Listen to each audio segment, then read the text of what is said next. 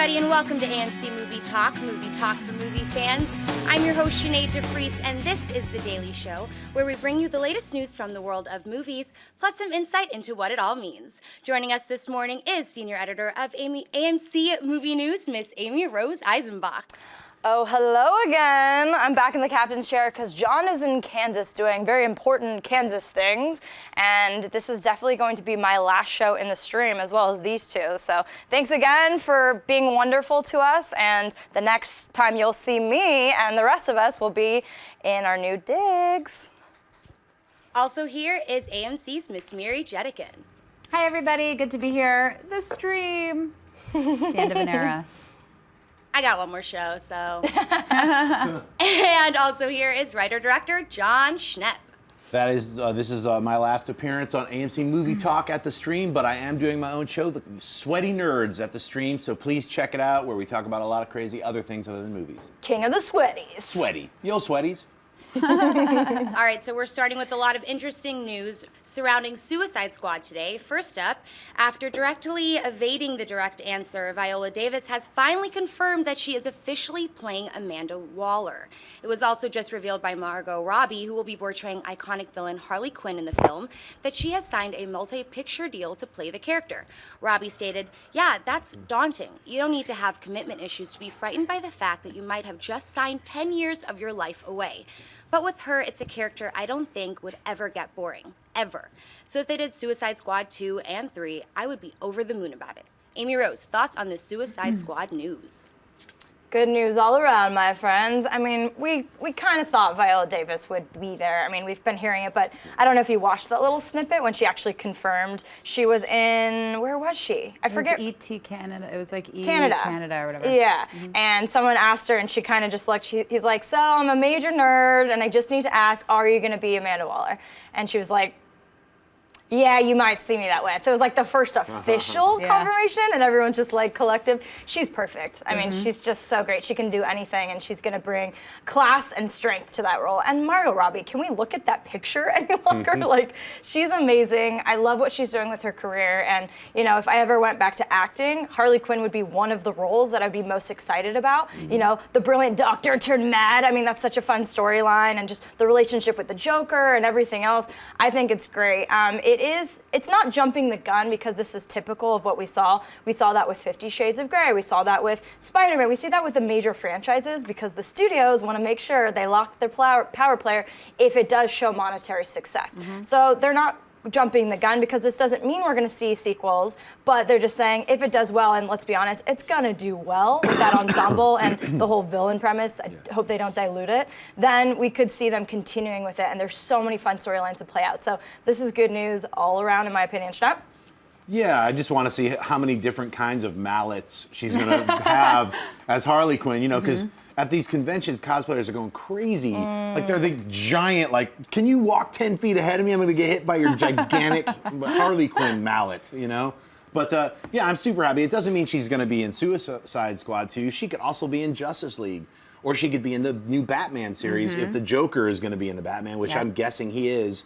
They're probably going to bring her along with it. So I think it's great that she's, you know, enthusiastic about being part of this whole, you know, superhero tsunami, you know? Well played, sir. I love that, superhero tsunami. I mean, what more can I say? I agree with you guys. I think it's wonderful that she's confirmed her role as Amanda Waller. She's a wonderful actress. And I think the DC universe in general is shaping up to be something really special with the actors that they're bringing on board and the way they're building out their universe. I think it's very exciting.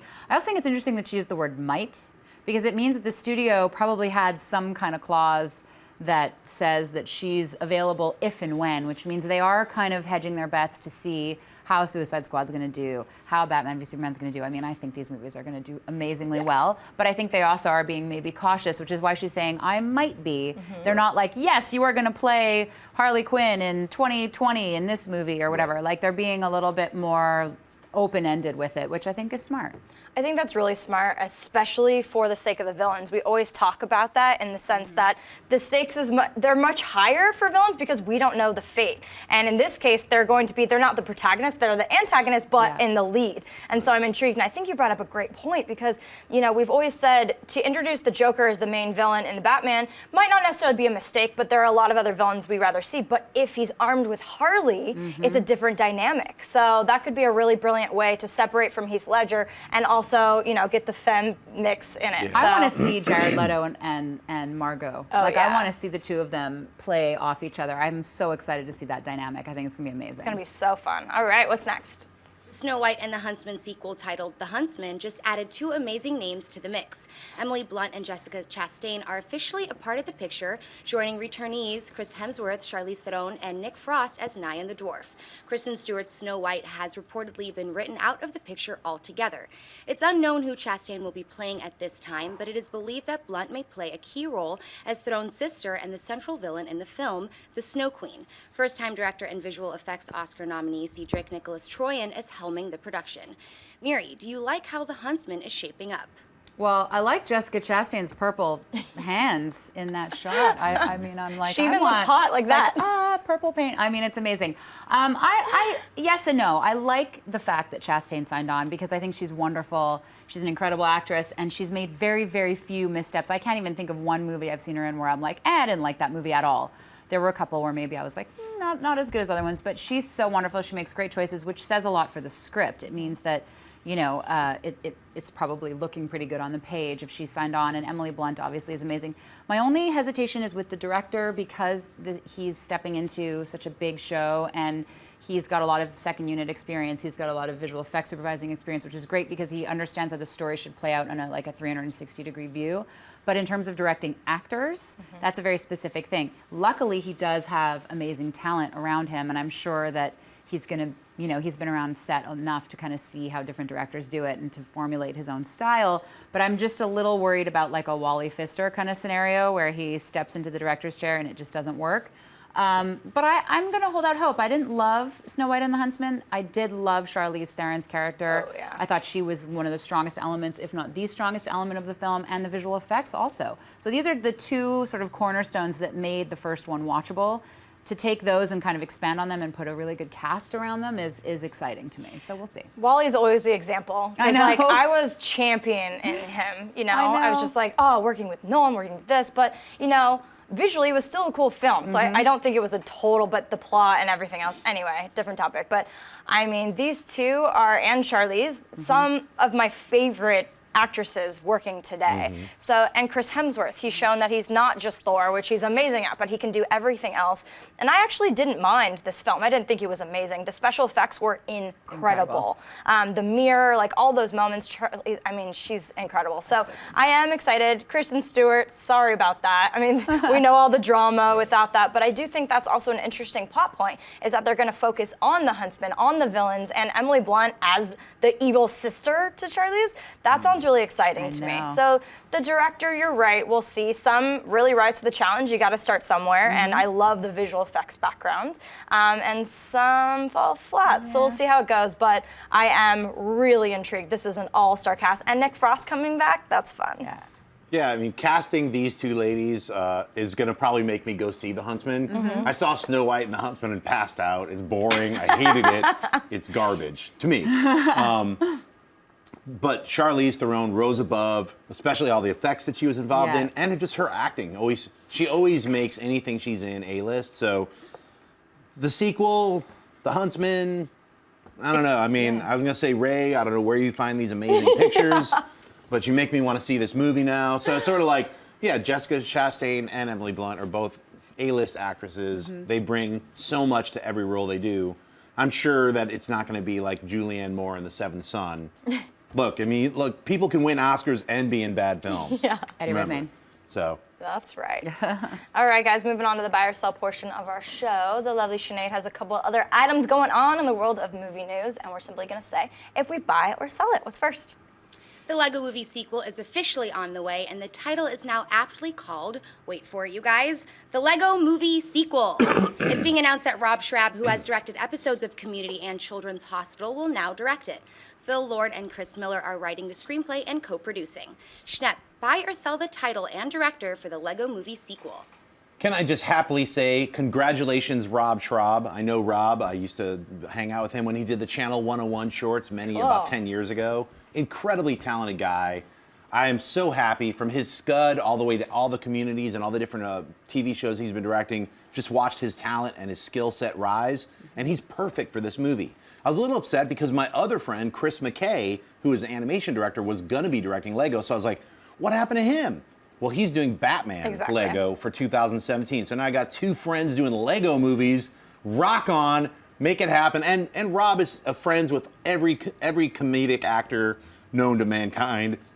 So it'll be chock full of like Jack Black cameos. It'll be great. It's going to be a lot. It's going to be frenetic. It's just when I saw his name attached to Lego, I was like, wow, this is going to just upped it. So John Schnepp for Star Wars Lego movie. Let's do it. Yes, I'm so in. See, I actually haven't seen really much of his work, so I don't have an opinion, but I really trust you, so that makes me really excited about it. I think that the first one is such a surprise hit. I remember at Comic-Con, Dennis and I were on press lines all day. We're like, the Lego movie? Okay. And that was one of my favorite interviews because the three of them with McKay and Lord and Miller are just so fun. Yeah. And they get it, and they know that the odds were not in their favor, and they just completely whoosh, look what we're gonna do with this property. So I'm really excited about it. And again, your confidence makes me stoked. And I like when they do simple, titles like that. The Lego Movie sequel. Right. Mary? I think it says something when the Lego Oscars that were given out at the Academy Awards were more coveted than the actual Oscars. So that says something about the influence of the Lego Movie. I loved the Lego Movie, like you both, and I love Community, and I love Children's Hospital, and I think that this director, from what I've seen of his work, and you know better than I do, but he has the right kind of absurd, clever sensibility to fit in with the Lego Movie world.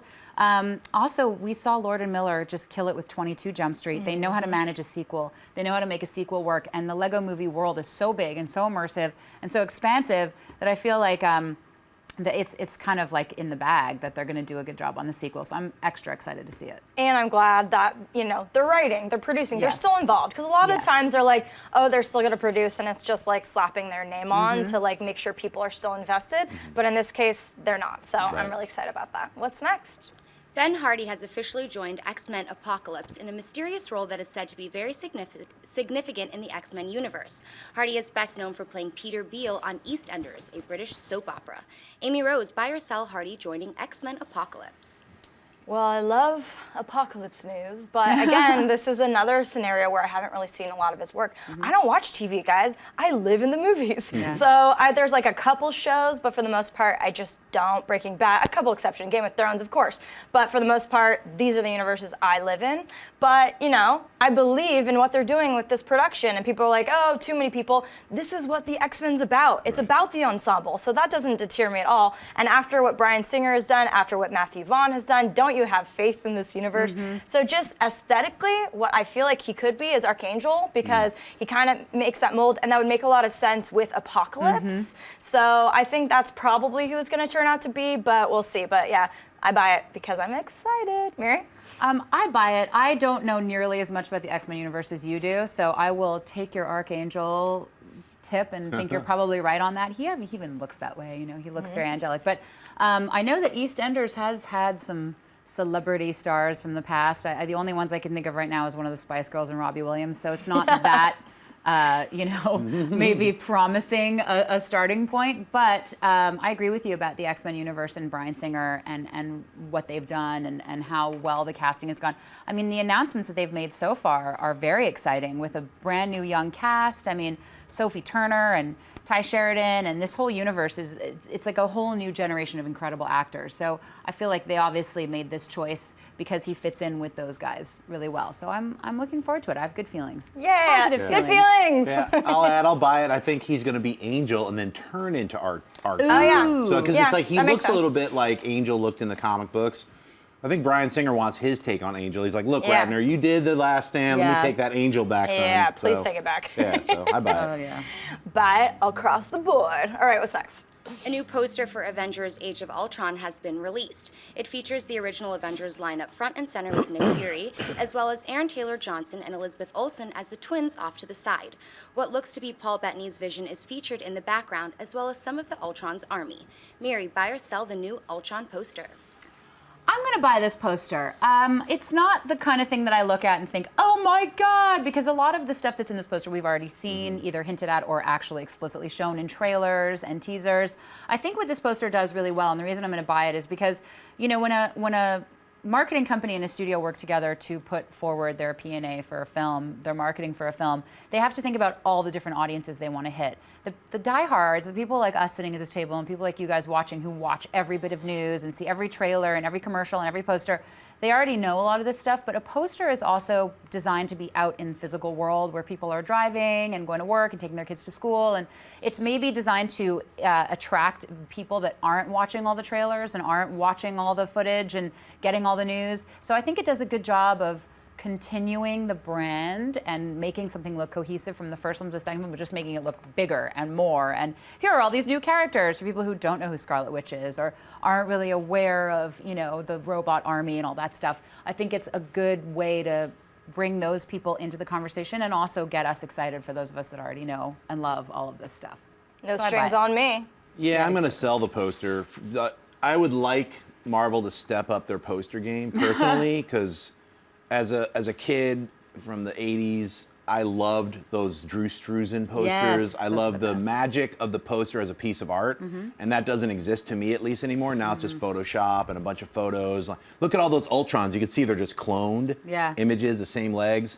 That pisses me off as an artist. So personally, I'm not a fan of these kind of Photoshop slap arounds. Like the international version has Tony Stark in front because obviously you don't want to promote Captain America because that's just how it works in our world. So I get it. It's easy. You can make 100 different versions. I just personally would like to see one specialty poster done that's all about the poster. That's Like all a about the Mondo. art. Like comic books, how you actually have really cool covers. Just a thought. Those are my thoughts exactly. I see this and I still get really excited for the film, but Mondo, exactly. Yeah. Those are the posters that are unique, that are collectible. This is not. But I wonder if they are going to do some. I hope so. You know, because they have in the past. I mean, I think you guys are right, and I agree with you on the artistry of it. I just feel like for the purposes of what this poster is supposed to do, I get it. No, So it does exactly what Yeah, it I has to would do. love I'm just it- saying yeah. from a more particular angle. It's a great Yes. poster. It sells it. Yeah. I would just like to see that extra. I can just imagine, you know, Photoshop going, "Burp, robot, Yeah. burp," you know, just like, It's you just know, very without easy, the and care. I get It is easy. It's a uniform look. Yeah. They've been doing this for a while, so Very uniformed, like that looks like the other posters. now I really want a Drew Struzan version. Yes. That would be so You rad. listening, Drew?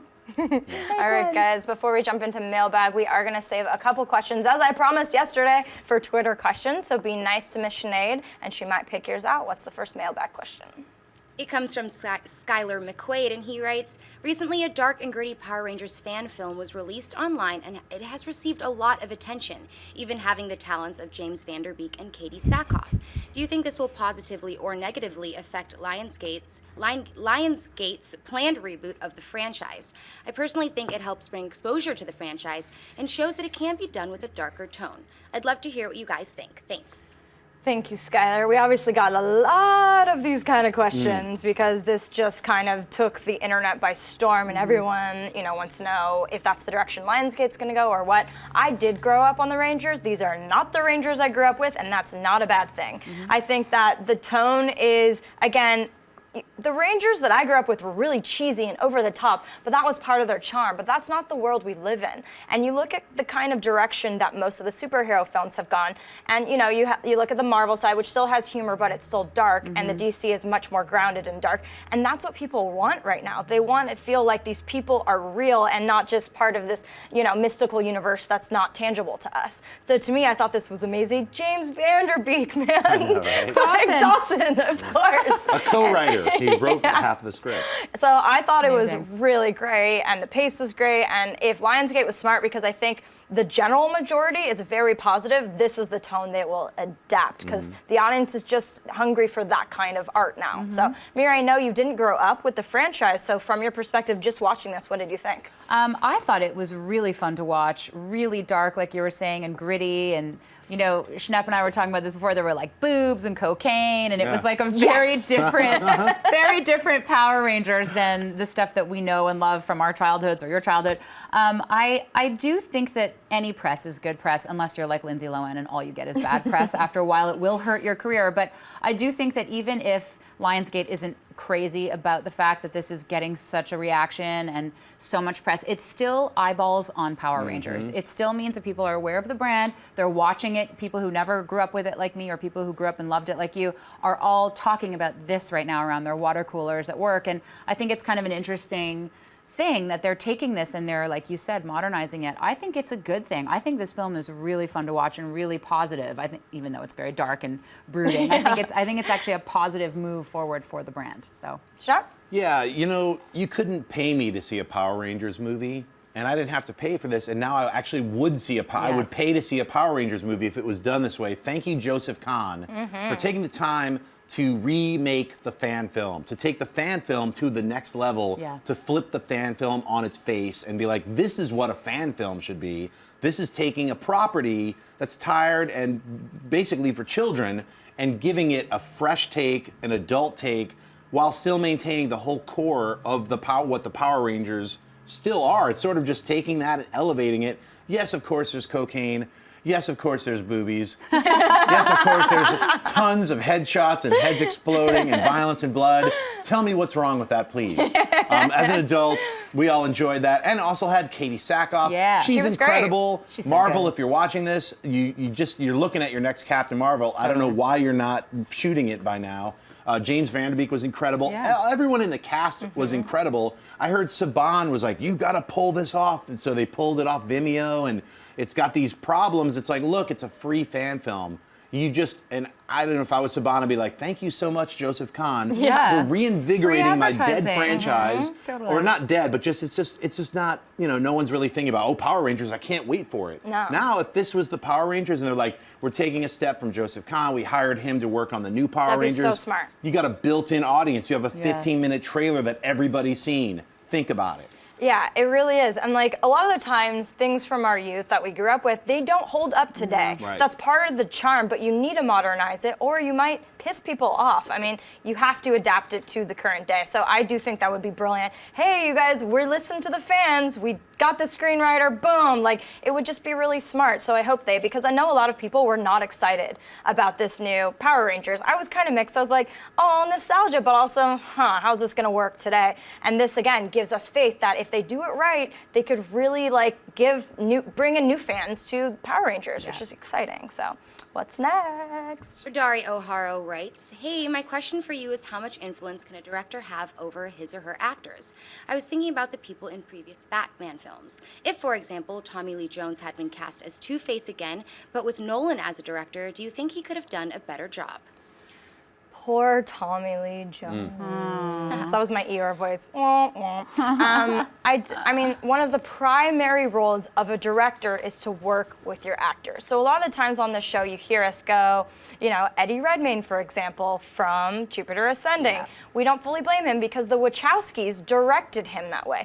Give us more camp, give us more theatrics, So a lot of it, yes, it could be internalized and digested the way the actor wants. But as a director, and I'm going to you next, Schnepp, you need to get out the tone, and I don't blame Tommy Lee because that actually fit within that Batman universe. Yes. That was the camp, that was the madness, and it would have been fascinating to see. I mean, we saw Aaron Eckhart in Nolan, and I wish that didn't end that way because I thought he was so good with a little bit of the Harvey Dent and transitioning to Two-Face. I wanted more Two-Face in his universe, so hopefully they bring it back. There's so many amazing Batman villains, but it is one of the primary responsibilities of the director to work with your actors, and that's why you always hear there are, people who see this vision, who are the directors, and people love working with them. There's other people that about to cuss, that scare them, but they create something. You look at, David O. Russell. He had quite the reputation of being this really intense, maniac on set, screaming, blah, blah, blah, and he's definitely toned down, but people still want to work with him because look at all the Oscar performances that came out of it. Yeah, so you have different, and then you have the Terrence Malick approach, where he gives you almost no direction and wants to just see you go. So everyone has a different approach, but yes, it is your responsibility as the director primarily to work with that. Schnepp Isel? Yeah, I look at it as a director for myself, I look at it as guidance. Like you're like, hey, this is the scene, you're giving them the setup. If you're doing voiceover, you're like, you're on a mountain bike flying, or like you're in an airplane flying overhead. You're yelling at these people. You're not talking in a mic, you're not whispering. You're yelling at these people who are on horseback riding right next to you or something. You have to just kind of set the scene for the actor. I never read people in. I never tell them the tone. I never give them my version of the take. Read it like this or say it like this. Working live action, it's exactly the same thing. You give them like, hey, you want to start out here, you want to sit there, this is where you want to, you want to raise the, this is where you should be getting pissed right now when this person is saying this because of this, this, and this. You give them their setup, you give them the scenes that happened before, you give them the scenes that are gonna happen, or you don't, you save it. So there's all different things, and especially with casting, I think that Tommy Lee Jones is a perfect example of like, people might have been too afraid to tell him that we can't understand what you're saying, and it's horrible. Like that is my least favorite of any Batman villain's performance. It's horrible. It makes the movie almost unwatchable. Worse than Mr. Freeze? Worse than Mr. Freeze, in my opinion. That's pretty bad, too. Yeah, because at least Arnold had those horrible one-liners that were never like, freeze, chill, it's an ice age. It was like unending, never-ending, horrible, bad puns. And it's Arnold. Tommy Lee can't understand what he's saying. He's like, I'm angry because I shoot. That's it. It was like, what did you just say, man? You're garbling your lines. You're next to Jim Carrey. What's wrong with you? Why don't you just say something? But no one said, hey, you're ruining this performance. You could say this is Two-Face and then this is Harvey Dent. Give it a little, I don't know. So anyway, I love Tommy Lee Jones too. I think he's an incredible actor. Yeah. But in that movie, I think he wasn't guided in any way. Or sometimes actors just be like, look, no, I know what I'm doing. You just tell me where the camera is. Those are actors I don't want to work with. Because I think acting and directing and writing, it's a synergy and you all have to be on the same page. We're all making this together. No one's better than anyone else. We're all making this thing for the audience. So we're making it, well, basically we're telling a story. It could be a short film, it could be a TV show, it could be a movie, but that's what everyone's working together on. Ego's got to go, so. Leave that ego out. I agree 110%. I think another thing that we can mention when we're talking about this question, which is a great question, by the way, and so loaded, we could talk about this for an entire show, but a lot of it happens in the editing room, too. Oh, yeah. And the director has absolute, usually, say, and that's another collaborative aspect of filmmaking is when the editor and the director sit down and actually cut the film. Because we don't know how many takes and how many types of directions an actor went in. The director, like I was thinking about this question, I was thinking about Jamie Dornan in 50 Shades and how he's getting raked over the coals for his performance, but we don't know what Sam Taylor Johnson chose in the editing room. Like, she might have just decided, I'm going to keep him one note, even though on the set, on the day, he might have given her 50 Shades of a different line. He might have, sorry, I had to do that. He might have I can't resist a pun when it's in front of me. He basically could have given her a lot more dynamic takes and more different variances in the way he delivered his lines and the way he moved around on his marks. But ultimately, at the end of the day, the director is the one that has to be looked at when things fall apart in a film because they are the ones that are seeing the whole process through. They get the script, they work in pre-production with, producers and set location people and all that stuff, and then they shoot the film, and then they're in the editing room, and then they're working with the sound mix. They're there for the whole process. So when an actor's performance falls down, it's not just on the actor. A lot of it is the director. I'd say more of it is the director. Yeah, because they're from the beginning. Usually a director's there from the very beginning. Yep. Through the casting process, through the costume design, through the set design, through the actual shoot, which they're there first on set, last to leave. Yeah. It's a grueling job. Then all the way through post, which is all editing, special effects, looking at shots. I mean, it's a very demanding job. People sometimes forget when you're watching something, there's an entire crew of 30 people behind those actors or more. Yeah. But I'm just saying, it's like such an invisible artistry, the act of making film or TV or any kind of media. It's not just somebody painting, one person painting. It's like it is a team, but you're right. Usually the director takes a lot of the credit if it's a giant hit, and they take that fall if Yeah. it's a smashed out bomb. They so. do, and it's like we were saying, the company around it, but unless the studio is really involved, which does Right. happen sometimes. happen. They lock directors out of the editing room sometimes. That's and what it's happens. BS. But unless that happens, and you really can change it and delay it if you need to get a better picture. So it's good question. Thanks for that. All right, Shanae, what's the first Twitter question? At 214 River tweets, hey, do you guys think that Christian Bale will be the definitive movie Batman looking back, much like Christopher Reeves is to Superman? I mean, that's a good question. I think everyone has their own favorites. Be There's determined? some, yeah. There's another Batman But there's coming, some right? Bruce Waynes I like more, like Christian Bale's, and there's some Batmans I like more, And Keaton surprised me. I love Keaton. love So Keaton. I definitely think that maybe because it's the most current, but we'll have to see the other ones coming down the line, starting with Batfleck. Mr. Affleck. Yeah. Right.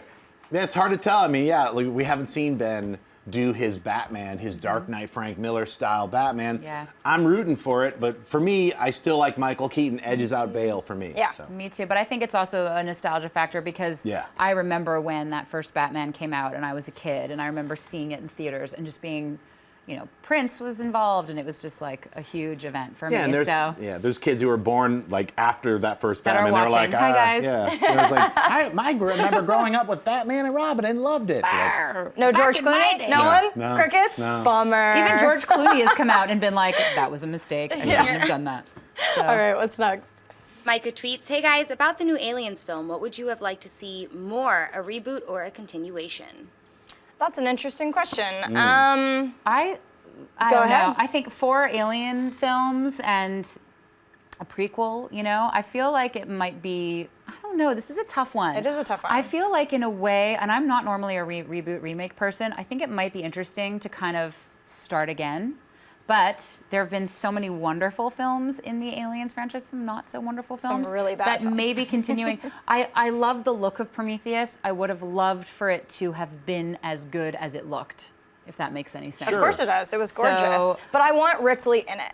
Like Yes. Sigourney Weaver as that character. Yes, she's had she's some amazing. amazing roles, but that's the one. She is one of the most badass women Don't and step believable. on Dana from Ghostbusters. Okay, I won't. I'm Don't sorry step about on- that. don't Sorry step about on that. Dana. But Azul. I want that, and I think that this universe is so vast and rich, and they could do it. I'm really excited about the director. Right. Yeah. And I just, everyone always knocks him because this is his wheelhouse. Well, he does it well, so Yeah. just let him. And I'm excited for Chappie and all that, but I just think that it could go either way if done right, but I really need Ripley in it. I think Prometheus, I didn't really identify with any of the lead characters, and that's a really big issue. Visually, it was one of the most beautiful films in decades. But Ridley, you got a lot, to get back in the public's eye, know. and I still don't hate you. I know you liked Prometheus more Yeah, than I I did. identified with David, the Oh, he was so Fassbender brilliant. robot. I was like, I'm glad The he's robot. alive. He's just ahead now, going into Prometheus He was 2. so good, though. He's always good. I was think so amazing. I don't want a reboot. I want them to stay in continuity, and I'm incredibly happy that Neil Blomkamp Me too. is doing Alien 5. Number one, he's a sweaty. He's got dudes designing stuff. He doesn't even have the rights to the film. He's like, I decided to bring Michael Bain back and just forget that Alien 3 ever happened. I'm like, thank you. Yeah, what a mess Or that maybe movie there's was. some other weird stuff where they're clones. Maybe he took elements from Alien 4, which, I know there's problems with it, but he took the element of like, we regrew Ripley Yeah. and we regrew Yes. the Michael Well, Bain characters. that's what I want. Who knows? I just think it's great. I want the continuity. I don't want the continuity of Alien versus Predator with No, the no, pizza no, guy. that's what I mean. I don't Pizza want- guy's got to God, go. no. I don't want any of It that. doesn't have to be on Earth, but No. I'm very happy to see what he's going to do with Weyland Yutani. All these Yeah. things that are already part of the Alien Yeah. mythos. I don't want a reboot. I just want sequels that are done right. It would be cool to see how they take Geiger's artistry too Yeah. and expand it. Now that he's no longer with us. Right. I also think that I'm totally with you. I take back what I don't want a reboot. Who am I kidding? I never want reboots. But I like the continuation of the Ripley Alien Right. relationship. Oh, yeah. Because that's one of the most compelling aspects of the amazing. entire franchise is that she's a woman and she I don't know. There's the whole motherhood Oh, yeah. aspect of the alien and how they become almost like two sides of the same coin. I don't know. It's such a Strangely complex connected. relationship. Yeah. Right, and they I- connected with Ripley because she's a very Yes. strong woman. So the alien gene was like, must bond with her. And I was Yes, like, it's so amazing, Yeah. and it's such a uniquely feminine kind of thing in such a strong way. That story, to have that story in sci-fi and to continue it. So, I'm yes. excited. I wonder if they'll get, a younger, maybe be Ripley's daughter, do some sort of weird thing, because we know that she's not going to lead the franchise, Yeah. but Right. she should be in the franchise. So I'll be or maybe they get her to help because she understands the species the Right. most. So something like that. There's a lot to do, but I'm seeing Chappie next week, Yes, me and too. I'm really excited to see what Blomkamp does. All right, guys, we're gonna cut it right here. Thank you so much for joining us. Before I thank everyone here, I have to share some news. I'm not happy about it, but it must be done. This is Miri's last movie talk with us. She's parting ways and pursuing other opportunities. I have nothing but love and respect for this incredible woman, and she has just made AMC such a better place. So thank you so much for joining us. Would you like to say something to our audience? Just that I love you guys. You've been so supportive, and I love the AMC family, and I hope to be back as a guest in the future. Oh, yeah. And you guys are the best. You're great fans, and thank you for supporting me and supporting AMC. And please keep watching, and you can follow me on Twitter and all that stuff, and you can find out more about what I'm going to be doing next. And I love you guys. Single Denzel tear. Let me just say it's been a pleasure doing AMC Movie Talk with you. You're such an intelligent Thank woman, you. and your take on movies is so different, refreshing. It's so great to have that kind of energy and just Thank the you. opposition or the talking and the exchange of ideas. That's what Movie Talk's all about. All so about. it's always been fun. Yeah. Thank you, Schnapp. You guys are the best. You're the I'm gonna best. Cry. We're gonna I need miss to cut you. this so I can cry. But now. this is the beginning. We'll see much Yeah. more of Miss Miri. So good luck from all of us, and you, we love love. you very much. Mr. John Schnepp, we'd like to thank you as well Hey. during our Sob Fest a little bit. That's right. Well, you guys can still find me on the internet world of Twitter and Instagram, just at John Schnepp and at TDOSLWH. Once again, The Death of Superman Lives, What Happened, May 1st. I'm going to be making big announcements next week. You're going to be seeing posters, crazy style non-Photoshop posters. You're going to see a lot of stuff happening in the next 2 weeks. And this weekend, I'll be in Indiana at the Wyndham. It's the Culture Shock horror comic convention. You got Malcolm McDowell's going to be there. Awesome. Roddy Piper's going to be there. Yes. All the bounty hunters from Empire Strikes Back. I'm Boom. moderating a panel for that. And amazing. me, I'll be there. So come and freeze with me in minus 14 degrees. Freeze. Ooh, freeze it up. Our lovely host, Sinead DeFries, where can people find you?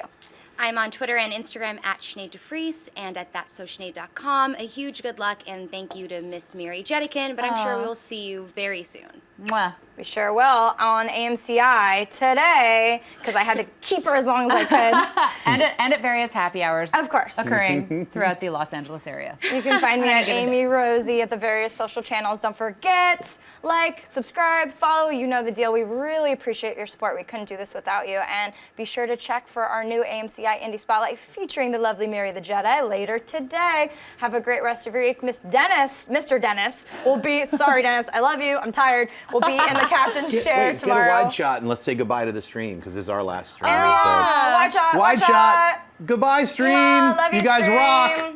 We'll see you soon. Tomorrow. Bye, guys. Hey everyone, if you liked this video, click that thumbs up button and make sure to subscribe to our AMC Movie News YouTube channel. It's free and helps you stay up to date with all the latest movie news, as well as our daily AMC Movie Talk show. Also, make sure that you follow us on Facebook and Twitter to stay up to date with all of our special promotions, contests, and prize giveaways.